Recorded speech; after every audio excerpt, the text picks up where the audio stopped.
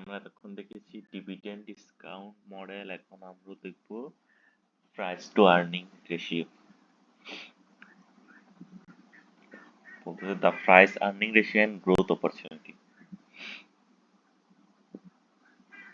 বলতেছে রিয়েল লাইফে স্টক ভ্যালুয়েশনে কনসেন্ট্রেট করতেছে কিসের উপর?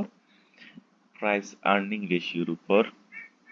এটা আসলে নির্ণয় করা হয় আমরা যে ফার্মের ভ্যালুটা নির্ণয় করি, সেটাকে আর্নিং দিয়ে ভাগ করলে আমরা পেয়ে যাই প্রাইস আর্নিং রেশিও।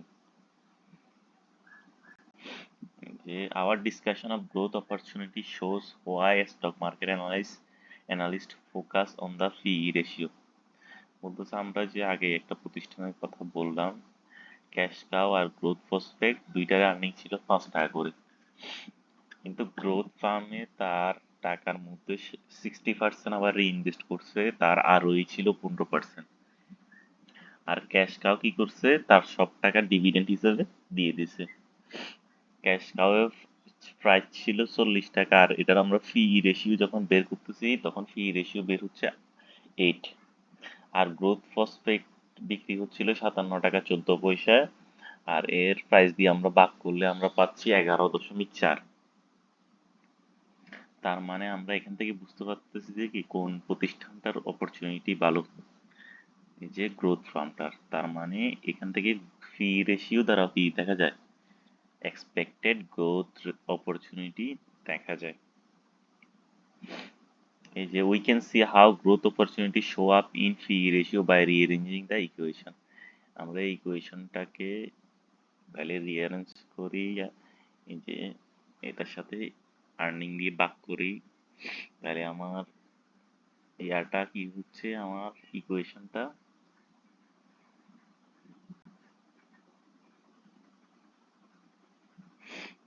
আচ্ছা আমার ইকুয়েশন দাঁড়াবে এটা।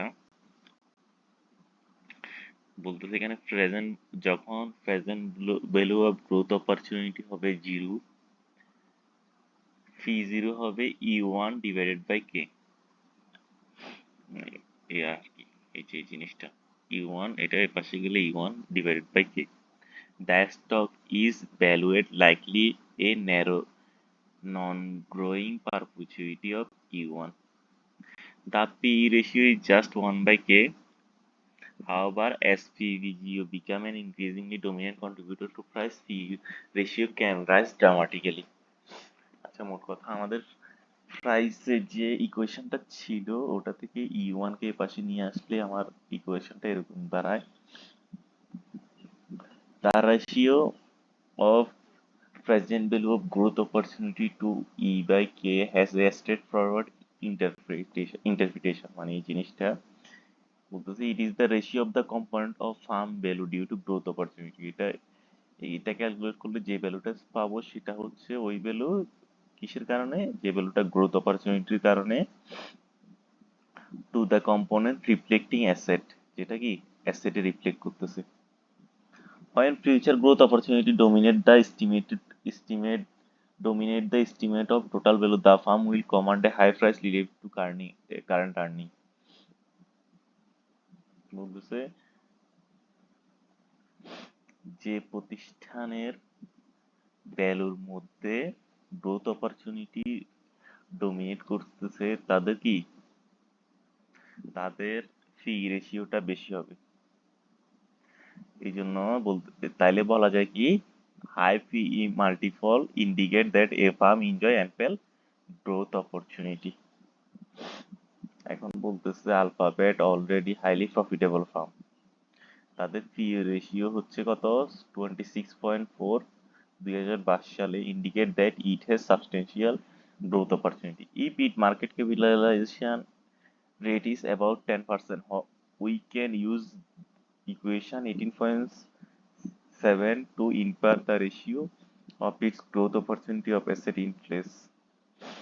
আচ্ছা মানে এই জিনিসটা, তাহলে আমরা কি সবকিছু বসাইলাম কিন্তু বের করবো এখন কোনটা, এই জিনিসটা যে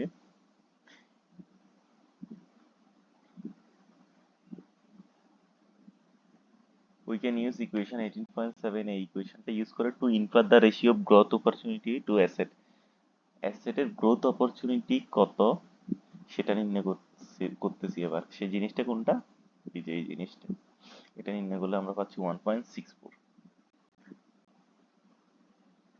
বলতেছে পি রেশিওটা ভ্যারি করে গ্রোথ প্রসপেক্টের সাথে।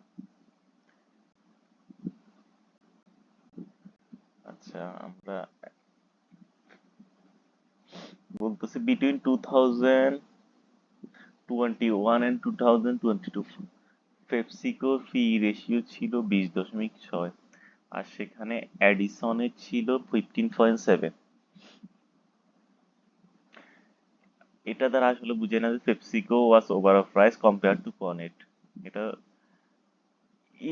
ইনভেস্টর, যদি ইনভেস্টররা বিলিভ করে যে পেপসিকোর এনাফ কি আছে, গ্রোথ অপরচুনিটি আছে, বা তার সে কন এডের তুলনায় ফাস্ট গ্রো করবে, তখন এই যে তাদের পি রেশিও যে বেশি সেটা justified.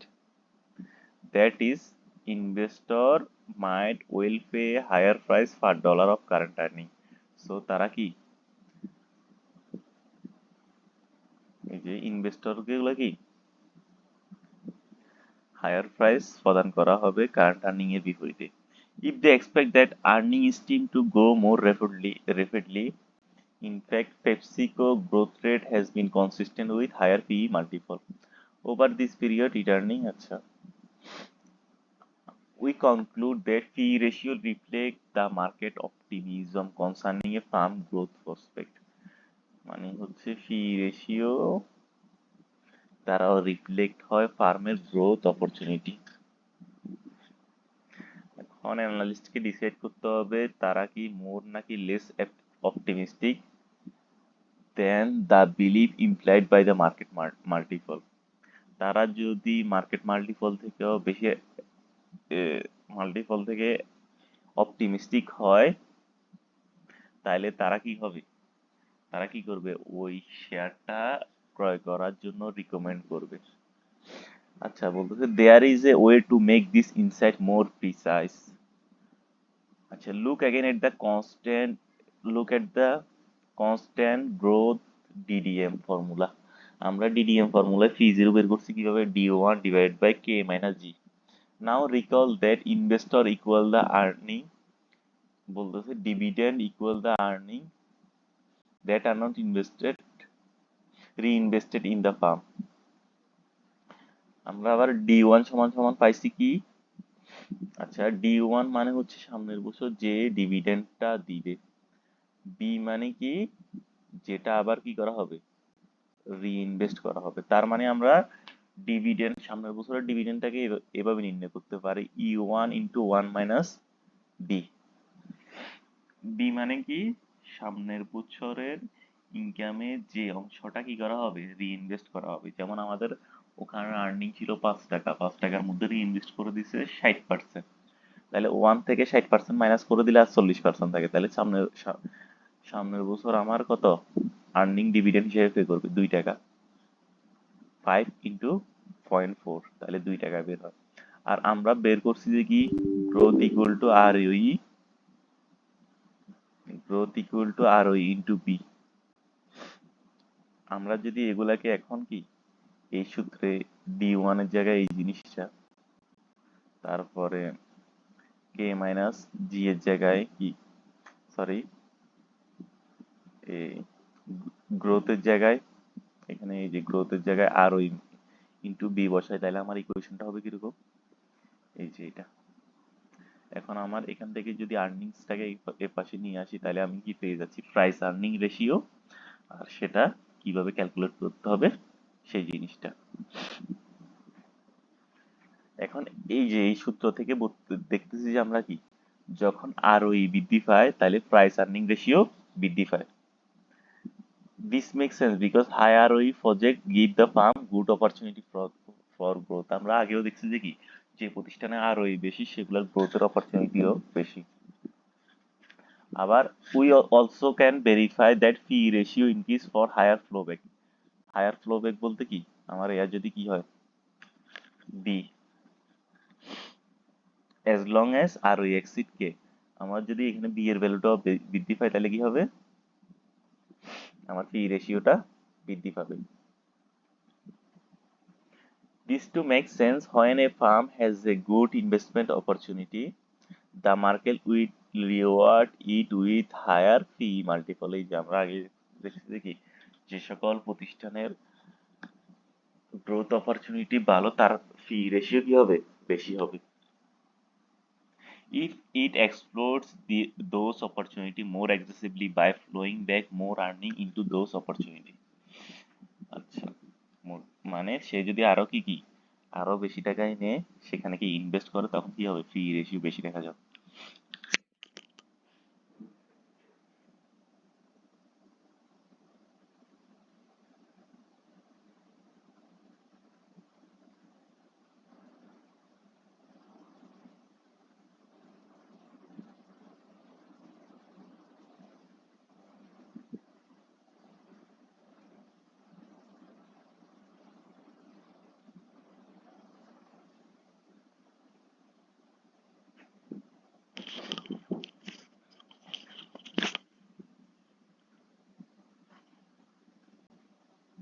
However, growth is not desirable for its own sake. Examine table 18.3 where we use equation 18.8। আমরা এই যে ইকুয়েশনটা ইউজ করছে এবং গ্রোথ রেট আর P ratio different combination of R এর বি এর জন্য কি করছে তারা নির্ণয় করছে। আচ্ছা, although although growth always increase with the flowback ratio, বলতেছে গ্রোথ যখন গ্রোথ বৃদ্ধি পাইছে যখন ফ্লোব্যাক রেশিওটা বৃদ্ধি পাইছে। কিভাবে, কারণ ফ্লোব্যাক রেশিও কিভাবে নির্ণয় করতেছে, গ্রোথ নির্ণয় করতেছে কি আর ওই ইন্টু বি। এখন এখানে যদি বি এর মানটা বৃদ্ধি পায় অবশ্যই কি গ্রোথ বৃদ্ধি পাবে। সাপোজ আমার আগের ইকুয়েশনে ছিল আর ওই ছিল 15% আর গ্রোথ ছিল কত পার্সেন্ট, 9% মনে হয়। আচ্ছা, গ্রোথ ছিল সাপোজ 9%, 15%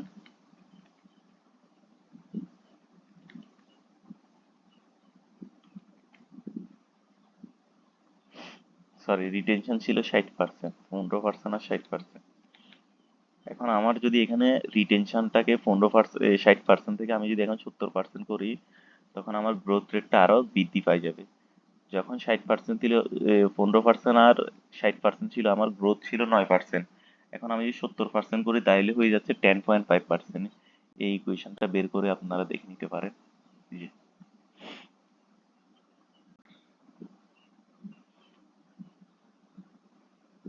তারপর বলতেছে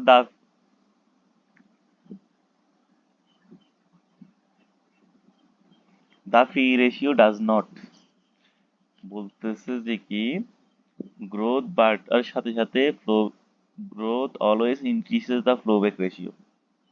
ফ্লোব্যাক রেশিও বাড়ার সাথে সাথে গ্রোথ বাড়ে, কিন্তু ফি রেশিও বাড়ার সাথে সাথে গ্রোথ বাড়ে না। In the top of the, আচ্ছা এই যে এখানে ক্যালকুলেশন করে দেখি, সাপোজ এই লাইনটা আগে ক্যালকুলেট করি। এখানে বলতেছে ফ্লোব্যাক রেশিও হচ্ছে 0, তাহলে উপরে ছিল 1 মাইনাস 0, 1 থেকে 0 বাদ বিয়োগ করলে 1 থাকে, আর নিচে ছিল আমার air rate, required rate of return. এখানে নিচে দেয়া আছে রিকোয়ার্ড রেট অফ রিটার্ন হচ্ছে 12%, তাহলে 12 মাইনাস আর ওই হচ্ছে কত 10, আর আমার ফ্লোব্যাক রেশিও হচ্ছে 0, তাহলে আমার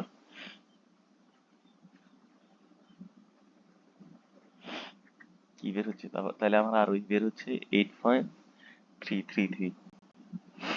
আচ্ছা, আমি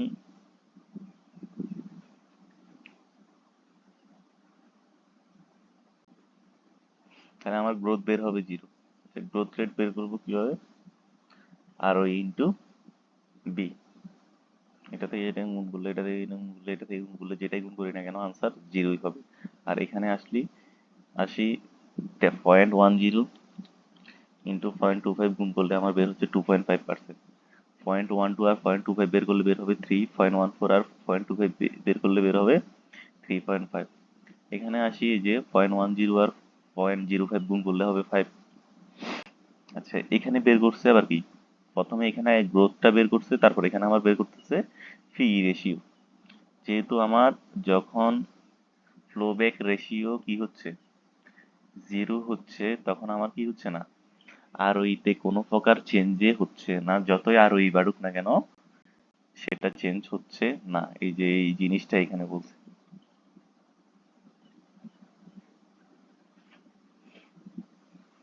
ফ্লোব্যাক রেশিও ইনক্রিজ করলে আমার কি হচ্ছে, গ্রোথটা বাড়তেছে। এই যে যত এখানে ফ্লোব্যাক রেশিও 0.25 হচ্ছে, তখন আমার গ্রোথ 0.25, 2.5%, আর 12%, আর ওইতে 3%।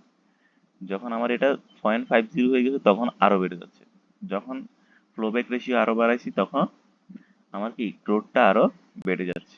আর তখন আমার ফিটা ক্যালকুলেট করতেছি কিভাবে, 1 - সাপোজ এটা, তাহলে ফ্লোব্যাক রেশিও হচ্ছে 0.25, 1 - 0.25, তাহলে থাকে 0.75 ডিভাইডেড বাই 0.12 মাইনাস আরওই, বা ROE into B. ROE into B করলে আমি পাইছি কত, 3%, 0.03। তাহলে আমার ভ্যালু বের হচ্ছে 8.33। সেটা আপনার ক্যালকুলেট করে দেখবেন ওই সূত্র থেকেই, তেমন কঠিন কিছু না। বলতেছে এই যে প্যাটার্নটা একটা সিম্পলিফায়ার, যখন ROE less than the required rate of return, ROE যখন রিকোয়ার্ড রেট অফ রিটার্ন থেকে কম, investor favour the firm pay out earning as dividend rather than, তখন ফার্ম কি করবে, সবগুলা তার পে করে দিবে টাকাগুলা, রাদার দেন কি করবে, সেগুলা আবার রিইনভেস্ট করবে। কারণ কেন, কারণ যখন তার এয়া ছিল 12%, কি রিকোয়ার্ড রেট অফ রিটার্ন 12%, কিন্তু আর ওই হচ্ছে 10%, তখন সে যদি কোনো টাকা পেমেন্ট না করে, সবগুলো টাকা ডিভিডেন্ড হিসেবে দিয়ে দেয়, তাহলে তার ফি রেশিও হচ্ছে 8.33। যখন যে সে 25% টাকা রিইনভেস্ট করে, তখন আমার ফি রেশিও কমে যাচ্ছে। যখন 50% করে আরো কমে যাচ্ছে, যখন 75% করে তখন আরো কমে যাচ্ছে। এই যে, আর যখন কি হয়, আর ওই আর রিকোয়ার্ড রেট অফ রিটার্ন সমান থাকে, তখন কি হয়, আমার পি রেশিও যত এআই ইনক্রিজ করো কোনো চেঞ্জ হয় না। আর যখন আর ওই ফি রেশিও থেকে বেশি, যত বেশি ইনক্রিজ করা হবে তখন তত আমার ফি রেশিও কি হবে, বাড়তে থাকবে। এই যে এখানে এটাই বলছে, এই যে we conclude that high, the higher the plowback ratio the higher the growth rate. Plowback ratio যত বেশি হবে গ্রোথ রেট তত বেশি হবে, but a higher plowback ratio does not necessary mean higher P ratio. এই যে সব সময় এটা বলা যাবে না যে কি, যদি হায়ার ফ্লোব্যাক রেশিও মানে কি রিইনভেস্টমেন্ট রেশিও বেশি থাকে তাহলে ফি রেশিও হায়ার সবসময় হবে না। হায়ার ফ্লোব্যাক রেশিও ফি কে ইনক্রিজ করবে যদি কি হয়, ফার্মের return on equity required rate of return থেকে বেশি থাকে। আদারওয়াইজ ইনক্রিজিং ফ্লো, অন্য নতুবা কি হবে, ফ্লোব্যাক রেশিও যদি বাড়ানো হয় তাহলে ইনভেস্টরদের উল্টে আরো কি ক্ষতি হবে। Notwithstanding this fine point, fee ratio frequently are taken as a proxy access expected growth in dividends or earning। বলতেছে এটাকে আবার কি করা হয়, প্রক্সি হিসেবে ইউজ করা হয়, ফি রেশিও ডিভাইডেড বাই কি গ্রোথ, আর এটাকে বলে ফি easy ratio. In fact, a Wall Street rule of thumb is that the growth rate ought to be roughly equal to fee ratio. In other words, the ratio fee to G, often called the fee G ratio, should be about 1.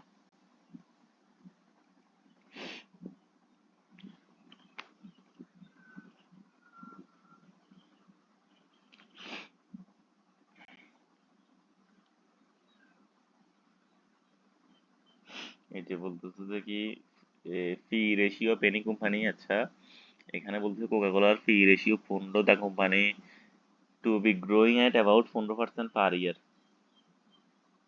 তখন কি হচ্ছে, P ratio is less than the growth rate you have found yourself a bargain. আচ্ছা, তখন আমার ইয়া বের করলে এর রেশিওটা ওয়ানে বের হবে। ফি রেশিও ভার্সেস গ্রোথ রেট। আমার সাপোজ গ্রোথ রেট, এই যে একটা প্রতিষ্ঠানের, এটা বের করলো কি রিকোয়ার্ড রেট অফ রিটার্ন 8%, আর ওই হচ্ছে 16%। আর এখানে রিটেনশন রেট মানে আবার বিনিয়োগ করতেছে কত পার্সেন্ট, রিইনভেস্টমেন্ট করতেছে 4%, তার মানে তার গ্রোথ হচ্ছে 6.4%। এখন আমি যদি তার কি নির্ণয় করি, পি রেশিও নির্ণয় করি, বের হচ্ছে কত, 6.26%। Thus, the P ratio and G are about equal using this assumption and consistent with the rule of thumb. তখন আমাদের কি ওই আগের রুলসটার সাথে কি মিলে যায়, আর এই দুইটার মান প্রায় একের সমান। তবে বলতেছে যে হাউ আবার দিস রুল অফ থাম like almost all other will not work in all circumstances. For example, the yet on long term treasury bond is likely to more likely 2%। তখন আমার মার্কেট ইয়া হচ্ছে 10, তখন আমার ফি রেশিও কি 2.5, ফি জি রেশিও হয়ে যাচ্ছে 2.5।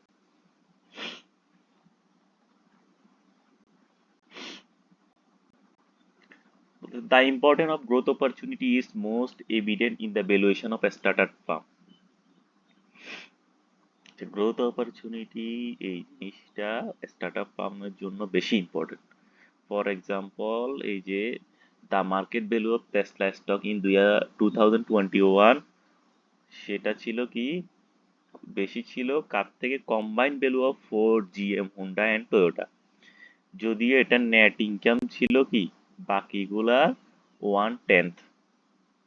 দ্য মার্কেট ওয়াজ প্লেসিং, এই যে টেসলার ভ্যালু অনেক বেশি দেওয়া হচ্ছিল, কারণ কি তার লার্জ গ্রোথ অপরচুনিটির জন্য, reflecting in large part the competitive advantage it enjoyed from its big head start on electric cars and related battery technologies. Of course, when company valuation is determined primarily by growth opportunity, those value can be sensitive to reassessment of such prospect. যেমন মেটা reduce its forecast of revenue growth and decline its user on February 3, 2022। তখন এটা share price drop করছে 26% একদিনে। আচ্ছা, ফেসবুকের initial আইপিওটা দেখাইছে এখানে।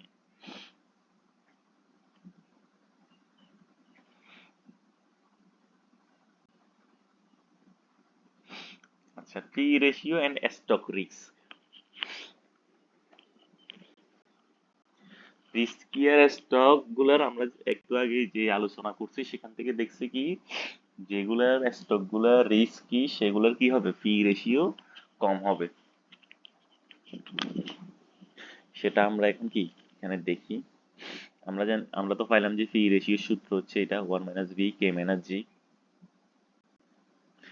রিস্কিয়ার farm যেগুলা সেগুলোর কি হবে, রিকোয়ার্ড রেট অফ রিটার্ন বেশি হবে। এর ফলে এই যে কে এর ভ্যালুটা বৃদ্ধি পাবে। আমরা জানি যে এই যে এই ইকুয়েশন থেকে এমনিতে দেখা যাচ্ছে কে এর ভ্যালু যখন বৃদ্ধি পাবে, আমার ফি যে ইয়াটা মানটা বের করব সেটার ভ্যালুটা কি হবে, লো হয়ে যাবে, লোয়ার হয়ে যাবে। বলতেছে for any expected earning and dividends the present value of those cash flow will be lower when the stream is perceived to be riskier, hence the stock price and the ratio of price to earning will be lower। তখন কি হবে, stock price and price to earning ratio will be কি হয়ে যাবে, কম হয়ে যাবে।